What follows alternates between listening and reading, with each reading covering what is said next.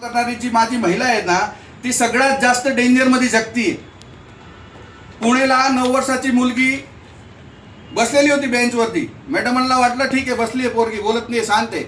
सगळे सुटले, हलवलं त्यांना, थोडं जागृत होण्यासाठी ती मुलगी गेली. मी तुम्हाला घाबरवण्यासाठी नाही सांगत आहे, तुम्ही फक्त युट्यूबला टाका. हार्ट स्ट्रोक मुळे दरवर्षी इंडियामध्ये गव्हर्नमेंट रेकॉर्डवरती आलेले किती लोक मरतात, 2 मिनिटात मरून जातात, असे किती लोक आहेत तुम्हाला माहिती आहे का? आपलं काही सेकंदांना थांबत असतं.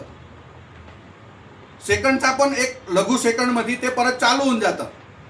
परंतु रेडिएशन किंवा उच्च रक्तीय दाब याच्यामुळे काय होतं, ते परत रिस्टार्ट व्हायला पॉसिबलच होत नाही. कारण ही जी नर्वस सिस्टम आहे, या शरीराचं बाप कोण आहे, नर्वस सिस्टम, ते फेल होऊन जातं. अक्षय कुमारचा रजनीकांतचा रोबोट पिक्चर बघितलाय का, रोबोट 2? चिड़िया का नर्वस सिस्टम डेवलप नहीं हो रहा है, उसकी वजह से वो प्रजनन नहीं कर पा रही है और चिड़िया धीरे धीरे कम हो रही है. हकीकत मध्ये बघा, तुमच्या आजूबाजू नजर फिरवा, जी चिमणी पहिला दिसायची ना ती आता दिसत नाही, संपले. तर चिमणी एक प्राणी आहे, आपण त्याच्यापेक्षा फक्त मोठं प्राणी आहे. विचार करू शकतं, बोलू शकतं, कार्य करू शकतं.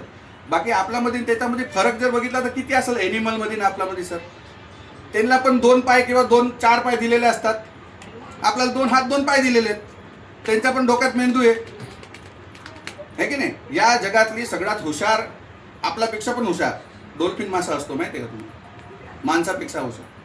तर जर त्यांना इफेक्ट होतो या रेडिएशनला, तर तुम्हाला कोणता भ्रममध्ये तुम्ही जगताय की या रेडिएशनचा तुम्हाला काही इफेक्ट होत नाही?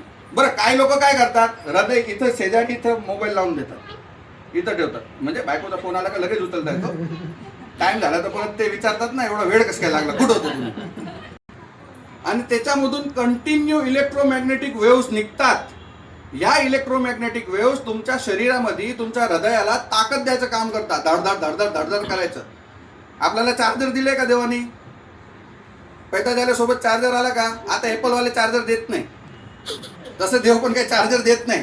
पण जमिनीमधून इलेक्ट्रोमॅग्नेटिक पॉवर निघतो, तो पॉवर आपल्या शरीराला खूप कामाचा असतो, गरजेचा असतो. जसं ऑक्सिजन दिसत नाही, जसं विटामिन डी दिसत नाही, तसं ते पण दिसत नाही.